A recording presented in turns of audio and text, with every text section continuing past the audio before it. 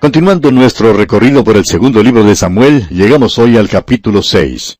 Y en este capítulo, David va a buscar en un nuevo carro el arca que está en Kiriat Jearim.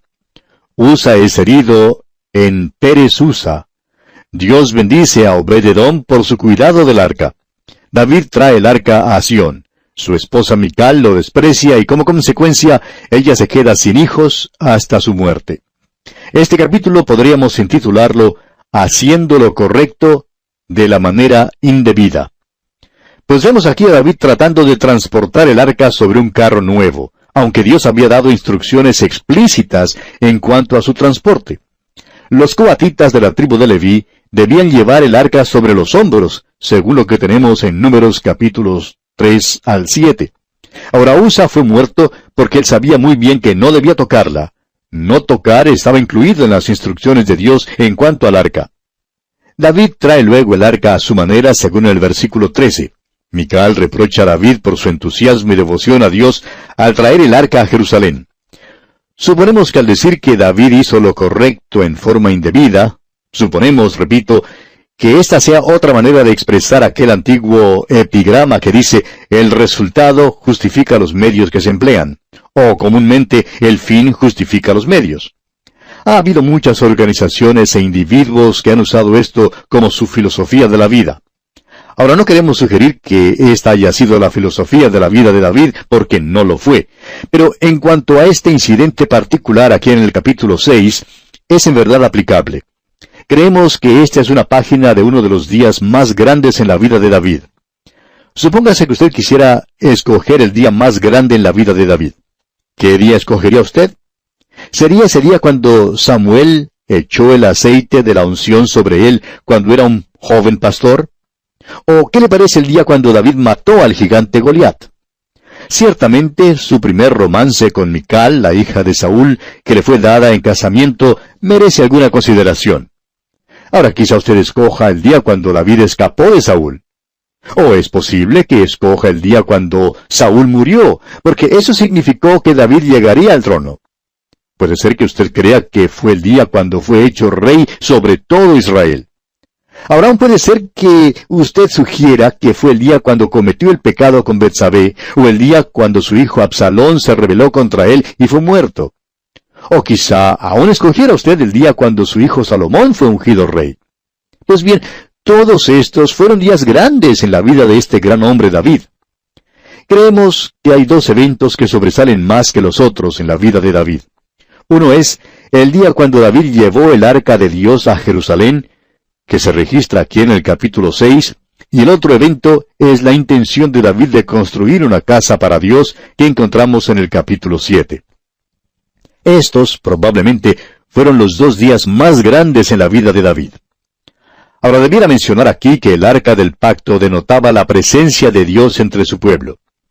Y para quienes no se han familiarizado todavía con el plano del tabernáculo, les sugerimos que nos envíen una carta pidiendo las notas y bosquejos que ofrecemos, porque en nuestro estudio del Éxodo hablamos ya de todo el mobiliario y su ubicación en el tabernáculo. Recuerde pues poner mucha atención al final del programa a la dirección que damos para que nos envíe su carta cuanto antes. En el atrio había el altar de holocaustos y el lavacro. El problema del pecado era solucionado allí. Luego había el lugar santo que contenía el candelero de oro, el altar de oro y la mesa de los panes de la proposición. Todos hablando de la adoración y la persona de Cristo. Luego, dentro del lugar santísimo estaba el arca del pacto y sobre ella el propiciatorio. Aquí era donde Dios se reunía con su pueblo. Creemos que el arca es la mejor descripción de Cristo que tenemos en el Antiguo Testamento. En realidad es la única descripción que Dios jamás ha pintado. Personalmente no nos llama la atención las pinturas de Cristo, especialmente como lo han pintado los hombres de la Edad Media. En realidad no tenemos indicio alguno sobre la apariencia física del Señor Jesucristo. Hay quienes dicen que era blanco, hay quienes dicen que era negro, y hay aún quienes dicen que era moreno. Bueno, creemos que su piel era de color bronce, pero no sabemos porque no se nos dice nada en cuanto a eso. Sin embargo, hay una descripción de él en el tabernáculo, y especialmente en el arca, la cual era simplemente un cofre de 1,15 por 70 por 70 centímetros. A Bezaleel le fue dado un ministerio especial por el Espíritu de Dios para que pudiera construir el arca. Denotó la presencia de Dios y hasta llegó a ser un obstáculo para Israel porque la miraron de una manera supersticiosa. Creían que había algún mérito en aquel cofre, cosa que no había. Simplemente era un símbolo, una descripción del Señor Jesucristo. Había sido hecha de oro, lo cual habla de su deidad, y de madera, lo cual habla de su humanidad. No eran dos cofres, sino uno solo. No era un cofre de madera, ni era un cofre de oro. Era de las dos cosas. Y Jesucristo es Dios hombre. Usted recordará que durante el tiempo de Samuel, los filisteos tomaron el arca y se portaron de una manera muy supersticiosa en cuanto a ella. La pusieron en un carro que la llevó al campo de Abinadab, donde se quedó por muchos años. Cuando David sitió a Jerusalén, quiso traer el arca hasta allí porque creía que era el lugar donde debía estar. Creemos que había amplia justificación para su modo de pensar. Una de las cosas que le fue dicha al rey era la siguiente. En Deuteronomio, capítulo 16, versículo 16, leemos: 3 veces cada año aparecerá todo varón tuyo delante de Jehová tu Dios en el lugar que él escogiere, en la fiesta solemne de los panes sin levadura, y en la fiesta solemne de las semanas, y en la fiesta solemne de los tabernáculos. Y ninguno se presentará delante de Jehová con las manos vacías. Ahora este hombre iba a establecer allí una capital. Cuando tomó a Jerusalén, la hizo la capital, pero el arca todavía estaba en Kiriat Jearim, ciudad que estaba a unos pocos kilómetros de Jerusalén. Ahora David tenía una pasión y un amor para Dios que raras veces se encuentra hoy en día. Y queremos ser sinceros, no acompañamos a quienes siempre critican a David. Solo deseamos que en nuestro propio corazón haya ese amor y pasión para con Dios que David tenía. Escuche usted lo que él dice en los Salmos, allá en el Salmo 9, versículo 1, por ejemplo. Te alabaré, oh Jehová, con todo mi corazón. Lo que David dijo, le fue posible decirlo de lo profundo de su corazón de una manera maravillosa. En el Salmo 108, versículo 1, pudo declarar: mi corazón está dispuesto, oh Dios, cantaré y entonaré salmos, esta es mi gloria. El Salmo 103, versículo 1 dice: bendice alma mía a Jehová, y bendiga todo mi ser su santo nombre. ¡Qué pasión y amor para con Dios tenía este hombre! Es por eso que quiso traer el arca de Dios a Jerusalén. Y eso es lo que tratará de hacer, como ahora lo veremos aquí en este capítulo 6. Pero no lo hizo de la manera correcta. El arca se menciona 15 veces en los primeros 17 versículos del capítulo 6. Después de leer esta porción, y esperamos que usted la lea, se dará cuenta que el tema es el arca del Señor. Parece que fue un tema bastante importante para David y para el Señor. Creemos que por lo menos 11 salmos fueron redactados acerca de este incidente. Creemos que el Salmo 123, por ejemplo, fue escrito acerca de la traída del arca a Jerusalén. Sin embargo, puede usted estar seguro de una cosa, y es que David no tenía ninguna superstición peculiar en cuanto al arca. Él sabía dónde estaba el Señor, y sabía que Él no estaba en ese cofre. En el Salmo 123, versículo 1, David dice: a ti alcé mis ojos, a ti que habitas en los cielos. David sabía dónde estaba su Dios, pero sabía que el acercamiento a Dios solo era posible por medio del arca, un tipo antiguo testamentario del Señor Jesús, el único mediador entre Dios y los hombres. Ahora hemos hecho esta introducción preliminar que en verdad es algo larga porque creemos que este es un capítulo importante. Ahora fíjese usted lo que David quería hacer. Leamos los primeros 4 versículos de este capítulo 6 del segundo libro de Samuel. David volvió a reunir a todos los escogidos de Israel, 30,000. Y se levantó David y partió de Baala de Judá con todo el pueblo que tenía consigo, para hacer pasar de allí el arca de Dios, sobre la cual era invocado el nombre de Jehová de los ejércitos, que mora entre los querubines. Pusieron el arca de Dios sobre un carro nuevo, y la llevaron de la casa de Abinadab, que estaba en el collado, y Usa y Ahío, hijos de Abinadab, guiaban el carro nuevo. Y cuando lo llevaban de la casa de Abinadab, que estaba en el collado, con el arca de Dios, Ahío iba delante del arca. Aquí es donde David se equivocó. Dios había dado instrucciones específicas en cuanto a la transportación del tabernáculo y su mobiliario, y David no siguió esas instrucciones. Alguien dirá, bueno, los filisteos se la llevaron así. Ahora, pero ellos eran indoctos. ¿Sabía usted, amigo oyente, que la luz crea responsabilidad? No vamos a disputar con usted en cuanto a los paganos en África, sino en cuanto a los paganos allí donde usted vive, en el pueblo suyo, porque ellos sí pueden escuchar el Evangelio y su responsabilidad es grande. Si usted vuelve su propia espalda a Jesucristo, amigo oyente, puede disputar en cuanto a los paganos todo lo que quiera, pero usted es perdido y condenado y juzgado y destinado al infierno eterno. Esa es la enseñanza de la palabra de Dios. Puede ser que no le guste, pero si no le gusta, amigo oyente, debe salir de este universo para irse a otro porque este es el universo de Dios y estas son las leyes de Él. Él ha dictado las leyes y dice que así es. David, pues, está llevando el arca de otra manera que la que le ha sido indicada. La sacó de la casa de Abinadab, y Usa y Ahío guiaban el carro nuevo sobre el cual fue puesta el arca. Ahora, en el libro de Éxodo, las instrucciones para el transporte del arca explican que tenía 4 anillos sobre ellas, 2 en cada lado. Por estos anillos se introducían unas varas. En la marcha a través del desierto, los coatitas ponían el arca sobre sus hombros llevándola así. David simplemente no siguió las instrucciones de Dios. Y a veces nos preguntamos, ¿por qué es que Dios no busca un mejor instrumento que yo, por ejemplo? ¿Y por qué no escribe el mensaje del Evangelio en el cielo?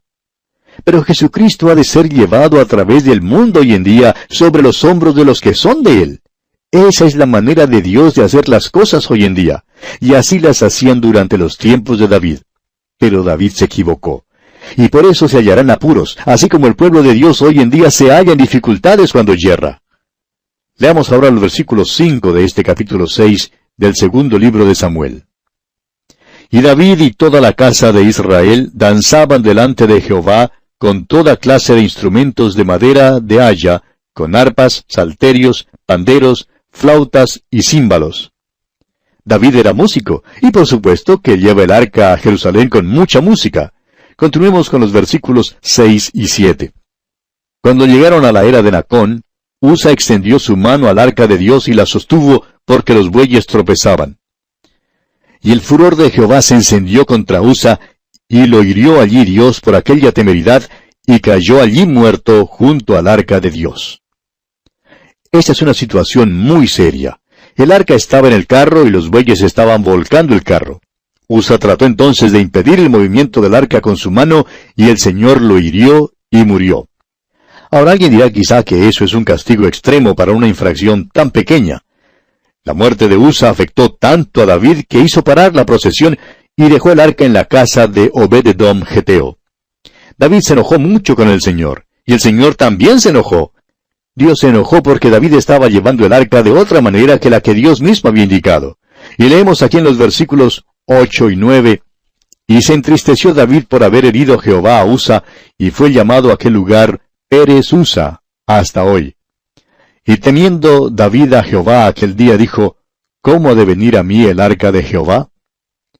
Usted y yo, amigo oyente, hacemos bien en temer al Señor. El Salmo 111, versículo 10 nos dice lo siguiente, el principio de la sabiduría es el temor de Jehová. Y muchos necesitan reconocer esto hoy. Dios juzgará. No sabemos en cuanto a usted, amigo oyente, pero nos cansamos a veces de escuchar toda esta palabrería acerca del amor. Claro que Dios es amor. Ciertamente Dios le ama a usted. Pero ¿le es posible a usted seguir en pecado y volverle la espalda a Dios y ser perdido? No hay salida de eso. No hay otra alternativa. El Señor Jesucristo mismo dijo allá en el Evangelio según San Juan, capítulo 14, versículo 6, Yo soy el camino y la verdad y la vida. Nadie viene al Padre sino por mí. Jesucristo habló estas palabras y son verdad. Debemos temerle y hacer lo que Él nos manda hacer. David temió al Señor ese día y por fin preguntó, ¿cómo ha de venir a mí el arca de Jehová? Continuemos ahora con los versículos 10 al 12 de este capítulo 6 del segundo libro de Samuel. De modo que David no quiso traer para sí el arca de Jehová a la ciudad de David, y la hizo llevar David a casa de Obed-edom geteo. Y estuvo el arca de Jehová en casa de Obed-edom geteo 3 meses, y bendijo Jehová a Obed-edom y a toda su casa. Fue dado aviso al rey David diciendo, Jehová ha bendecido la casa de Obed-edom y todo lo que tiene a causa del arca de Dios. Entonces David fue y llevó con alegría el arca de Dios de casa de Obed-edom a la ciudad de David. David vio cuán bendecidos fueron Obed-edom y su familia debido al arca. Por tanto, determinó traer el arca a la ciudad de David. ¿Ha aprendido su lección? ¿Cómo la va a traer ahora? La traerá sobre los hombros de los sacerdotes. Leamos los versículos 13 y 14.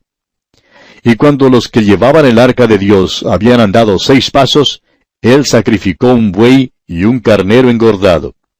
Y David danzaba con toda su fuerza delante de Jehová, y estaba David vestido con un efod de lino. Ahora sabemos que habrá muchos que pondrán objeciones al hecho de que David danzaba. Pero amigo oyente, no fuimos nosotros quienes pusimos esto aquí en la palabra de Dios. Dios lo puso en su palabra. Ahora David danzaba solo, y esto no tiene nada que ver con el sexo. Cualquier clase de baile hoy en día, y no importa cómo se trate de encubrirlo con la cultura y el refinamiento, es una danza sexual. La danza de David, en cambio, era una danza de adoración. Ahora, si a usted le es posible tener una danza de adoración, estaríamos a favor de ella. Pero no creemos que le sea posible, amigo oyente. No encontramos a muchos que estén tan enamorados de Dios como David se enamoró de Dios. Aquí, David se regocija ante Dios. Personalmente quisiéramos ver a muchos más regocijándose en Dios y alabando a Dios. No nos interesa la danza, hablaremos en cuanto a eso más tarde, pero sí nos interesa las caras largas. A Dios no le gustan ni le agradan, amigo oyente, esas caras largas. Debemos entrar en su presencia con alegría, con regocijo. David entró con alegría, eso es seguro. Avancemos ahora con los versículos 15 y 16. Así David y toda la casa de Israel conducían el arca de Jehová con júbilo y sonido de trompeta. Cuando el arca de Jehová llegó a la ciudad de David, aconteció que Mical, hija de Saúl, miró desde una ventana y vio al rey David que saltaba y danzaba delante de Jehová, y le menospreció en su corazón. A Mical no le gustó que alguien se enamorara de Dios tanto y por eso despreció a David. Ahora recuerde que Mical es la esposa de David. Su actitud es cosa seria en cuanto a su relación con David. Prosigamos con el versículo 17. Metieron pues el arca de Jehová y la pusieron en su lugar en medio de una tienda que David le había levantado, y sacrificó David holocaustos y ofrendas de paz delante de Jehová. Los holocaustos que David ofrecía hablan de la persona de Cristo. Las ofrendas de paz hablan de la paz que ha sido hecha mediante la sangre que Cristo derramó en la cruz. Esa era la maravillosa relación entre Dios y David. Amigo oyente, vamos a poner a un lado todos los argumentos extraños en cuanto a David danzando delante del Señor y en cuanto a la muerte de Usa por tocar el arca. Podemos disputar muchísimo en cuanto a estas cosas, pero ¿qué le parece la relación suya con el Señor? ¿Y qué me parece a mí la relación mía con el Señor? ¿Cómo le va a usted con Dios, amigo oyente? ¿Habló con Él hoy? ¿Se está usted regocijando en Él? Permítame decir una palabra personal aquí, amigo oyente. Esta mañana, al levantarme, le di gracias a mi Dios por haberme concedido ver la luz de otro día. Le di gracias por haberme perdonado todos mis pecados y por conocer el gozo de andar bien con Él. Le dije que le amaba. Amigo oyente, ¿le ama a usted? ¿Le quiere servir? ¿Qué le parece hoy su relación personal con Dios? Eso es lo importante, amigo oyente. Dejemos de hablar de la danza de David delante del Señor y dejemos de hablar acerca de la muerte de Usa. Todo se encuentra en la palabra de Dios y vamos a tomarla así como fue escrita. Lo importante es que David se había enamorado de Dios. Estaba correctamente relacionado con Dios. Ah, amigo oyente, que usted y yo conozcamos la alegría del Señor hoy. Leamos ahora los versículos 18 al 20 de este capítulo 6 del segundo libro de Samuel. Y cuando David había acabado de ofrecer los holocaustos y ofrendas de paz, bendijo al pueblo en el nombre de Jehová de los ejércitos. Y repartió a todo el pueblo y a toda la multitud de Israel, así a hombres como a mujeres, a cada uno un pan y un pedazo de carne y una torta de pasas, y se fue todo el pueblo, cada uno a su casa. Volvió luego David para bendecir su casa, y saliendo Mical a recibir a David dijo, «Cuán honrado ha quedado hoy el rey de Israel, descubriéndose hoy delante de las criadas de sus siervos, como se descubre sin decoro un cualquiera». David por un tiempo se portó como los demás. Se juntó con el pueblo y dio gracias a Dios, y se regocijó en el hecho de que el arca fuera traída a la ciudad de David. Pero a Mical no le gustó eso. A ella le gustaba la dignidad, el refinamiento y la reverencia en la adoración.